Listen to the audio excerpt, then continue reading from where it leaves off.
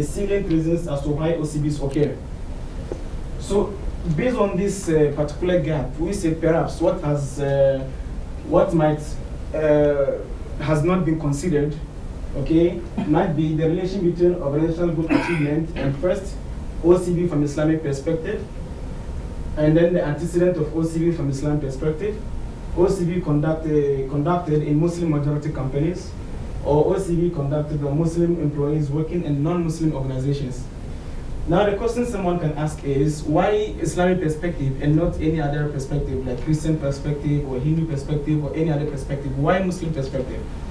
There are so many ways that we can come up with antecedents, but we chose to consider these ones because of the context where the study will be conducted, which is in Malaysia, in Indonesia, whereby these two countries, according to Kitani 2010, he mentioned that the UN resolution in 2010 rather, they confirmed that these countries are Muslim nations, and so somehow Islam has influence in their culture.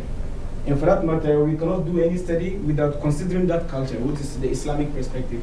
And saying this does not mean only Islamic perspective can have antecedents. There could be other antecedents, but we're interested in looking at these ones. All right, now the research methodology. You can see that I jumped to research methodology without mentioning any literature. Actually, because of the time constraint, this study has, the initiation is since 1983 until 2011. It's about 25 years span. But in short, like I mentioned in the first slide, all that these studies are looking at is what can be happening to promote the development of organizations.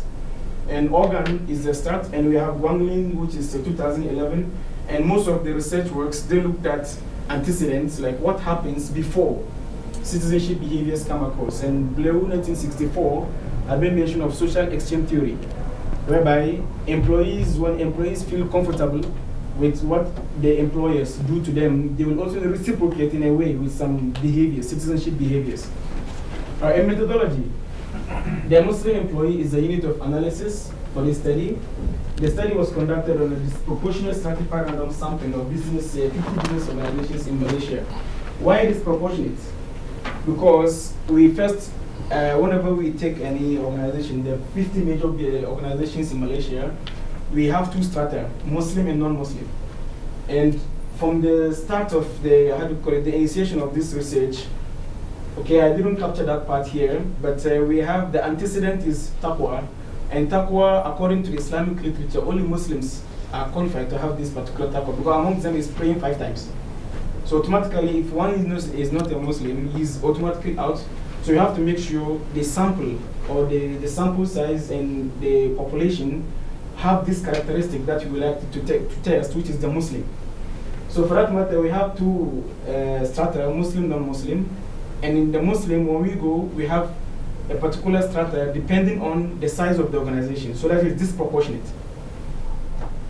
And when we come here, in total, we distributed 1,000 questionnaires.